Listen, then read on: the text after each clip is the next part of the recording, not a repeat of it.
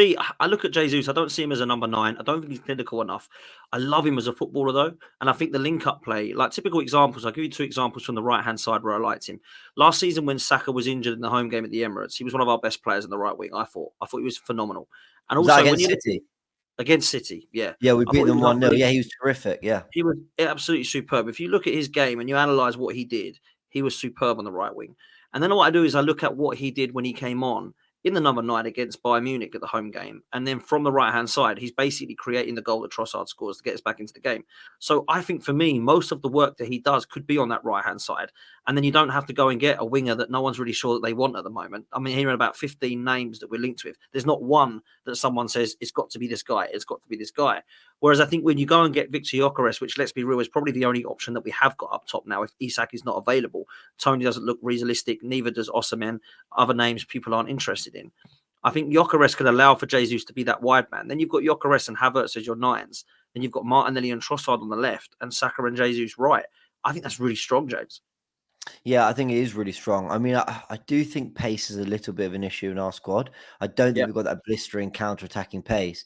But look, let's get that 25 goal a season striker first, I suppose. But because I have fears as to how doable that Gyökeres deal is, essentially, yeah, like I'd love to do that. I would take a chance on an Osimhen, those kind of players that have obviously been talked about all window.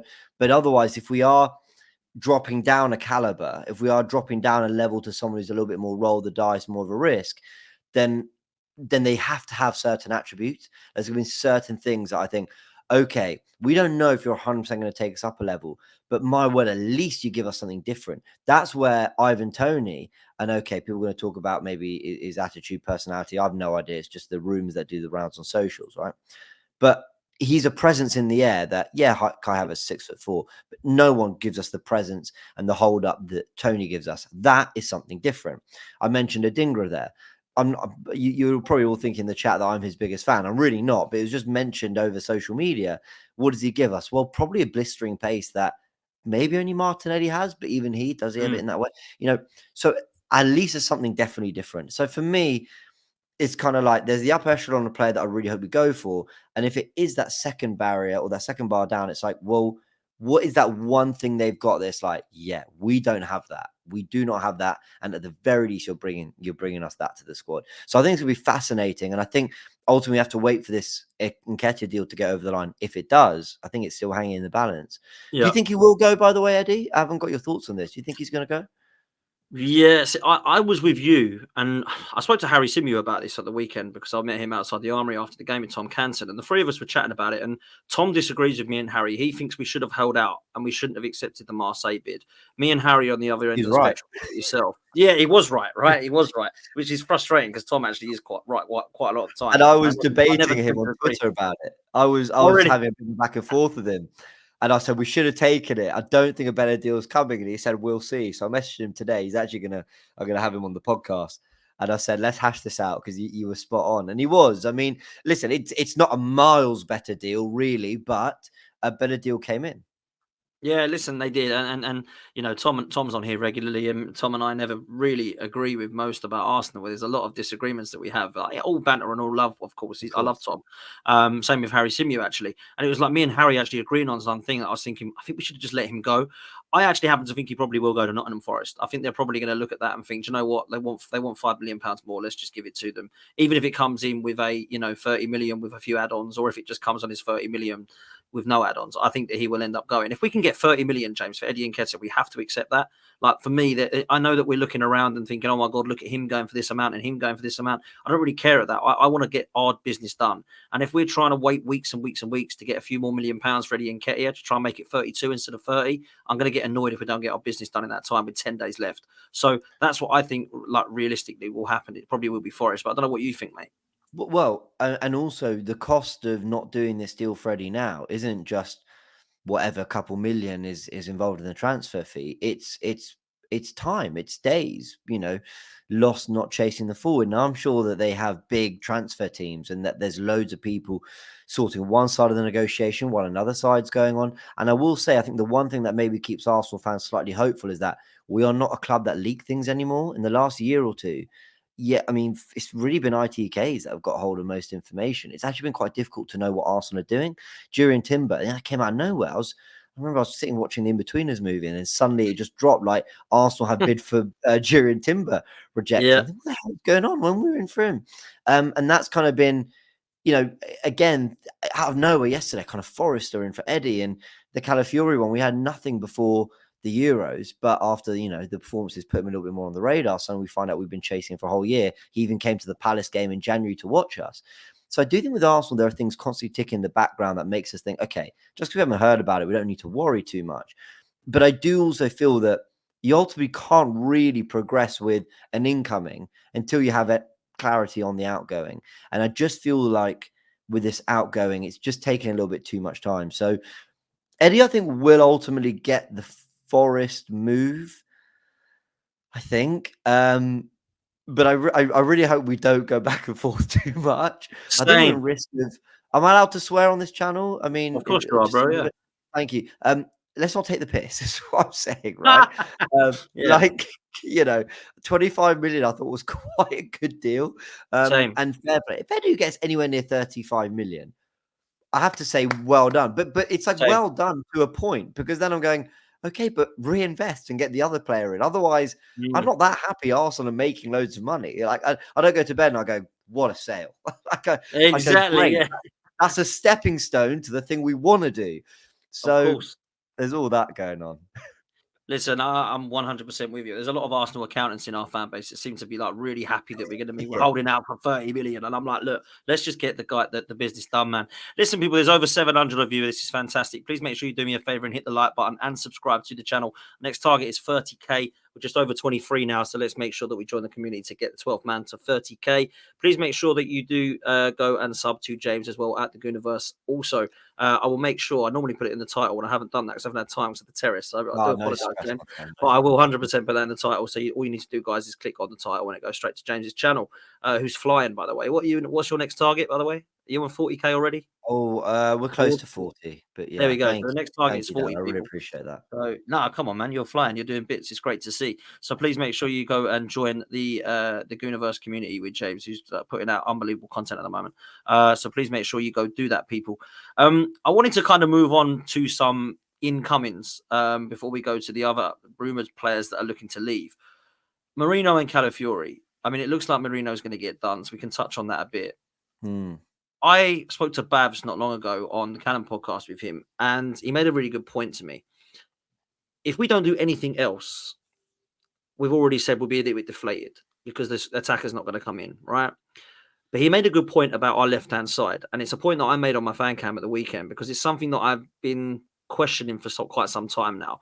I don't like the fact that Martinelli's performances have gone downhill.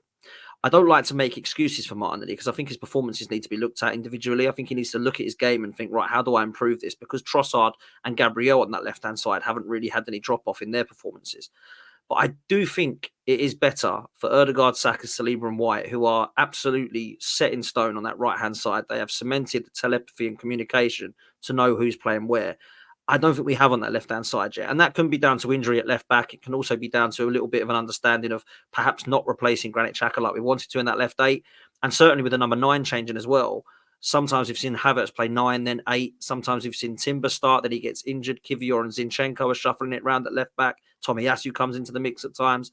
And Martinelli is sometimes looking behind him, in front of him, thinking, right, different player again. Oh, different player behind me. Yeah, And I know couldn't that agree more. Trossard's got that as well.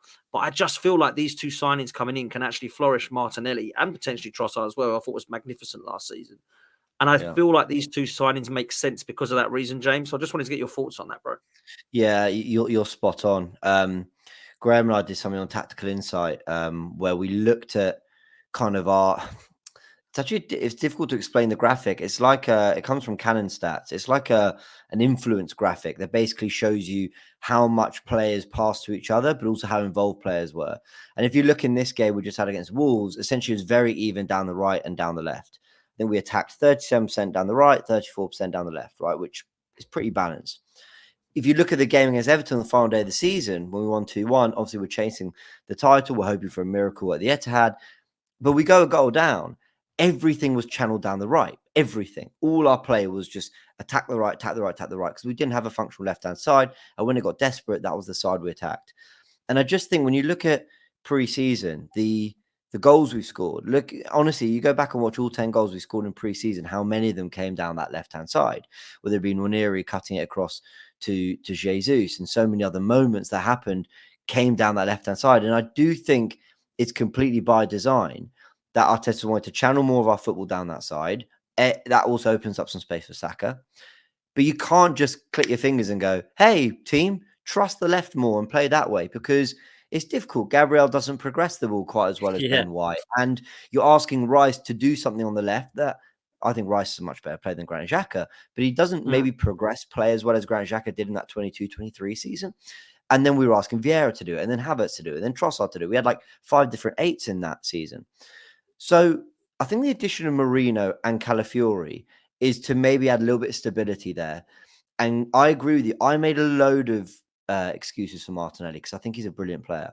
All of last season, I was saying, I can't get onto him. I can't get onto him. I can't get onto him, because I saw how much every piece around him was pulled apart. The striker, the left central midfielder, and the left back was constantly shuffled around, moved around. But this season, it's looking like it's going to be different. And if you look at, these last few games, include pre-season, he's had a lot more of the ball. He's been a lot more involved in play.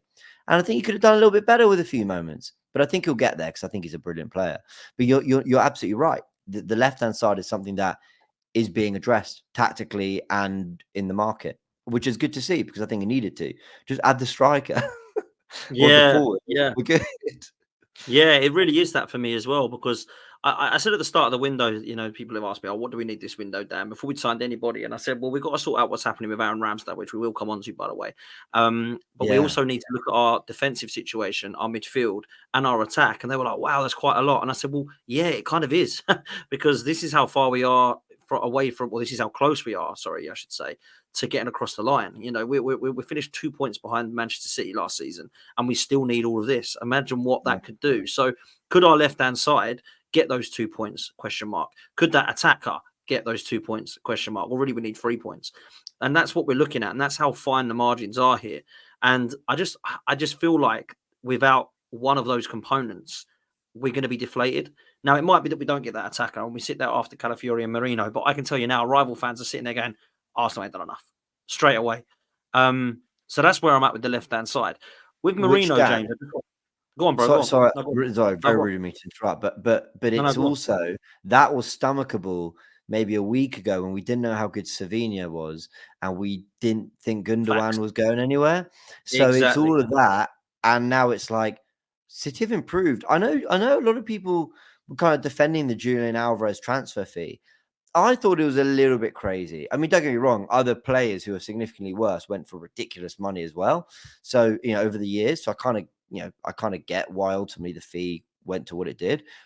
But I didn't think Alvarez was amazing for City last season. I know he can step in for Haaland. I know he stepped in for De Bruyne.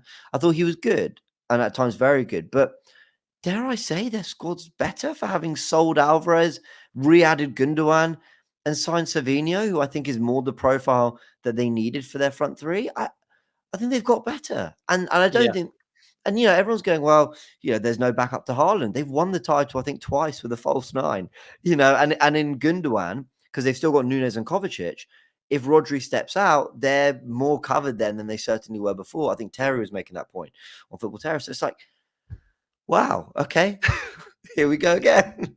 Honestly, and like I think I said it on the previous stream, they wanted to get rid and replace Mahrez and Gundogan. Well, it looks like they've done that this season, this summer already, with Savio and Gundogan himself. They've replaced Gundogan back with Gundogan now. It's this crazy. It really is. So for me, I think they definitely. Yeah, exactly. And they've got those players still. I don't know. Honestly, for me, it's going to be tricky, and it was going to be tricky anyway. But Manchester City, I think, look stronger. Maybe if Haaland goes down, they might struggle with Oscar Bob with his fractured leg, and now Alvarez nowhere, now being sold. I imagine they'll probably do some madness with a false nine and play Foden there, or KDB there, or maybe even Doku or someone mad like that. But because Pep is just that much of a genius. I mean, I was so impressed with them at the weekend, mate. Manchester City, considering they had no Rodri, no Stones, no Walker, no Foden. I thought, actually, this is a side that actually looks fairly depleted as far as Manchester City are concerned. And I thought they just didn't even get out of second gear, just controlled the game. I thought Kovacic was one of the players of the match. I thought Bernardo in that role was fantastic. And this is just Pep all over, man.